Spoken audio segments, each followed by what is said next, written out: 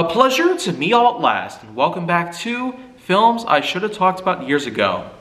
And now, what we're going to talk about today is one of the many Thomas and Friends films.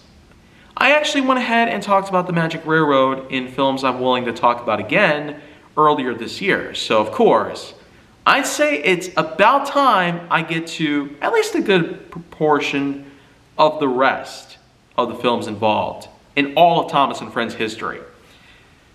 Especially when Hit and Mattel took over the series as the years went by.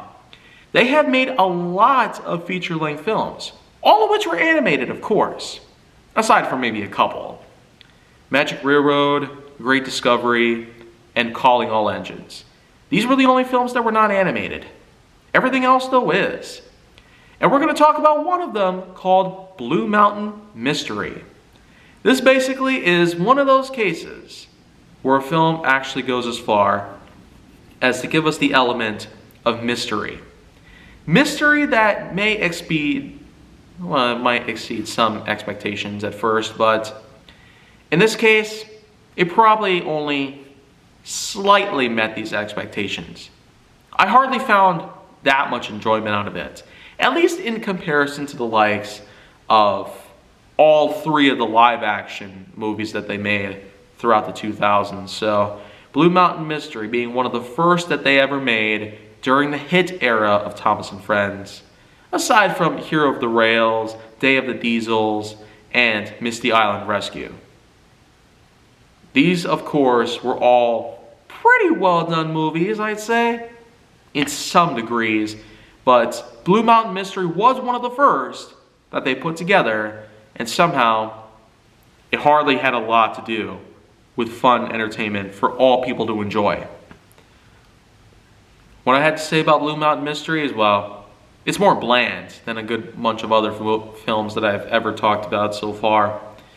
What it simply is Thomas and Friends all get to encounter a brand new engine. Now let me ask one simple question. How many times have you ever come across Thomas and Friends related media and got to witness a new character? Hardly a lot of excitement builds up, hardly a lot of suspension, mystery ever comes together. Well, I guess there's a lot of moments I could talk about.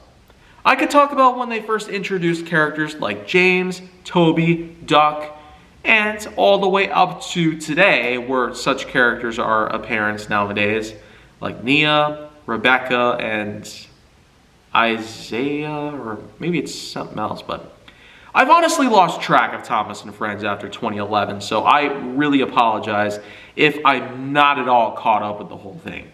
I still have yet to finish through the rest of season 15 of the whole series.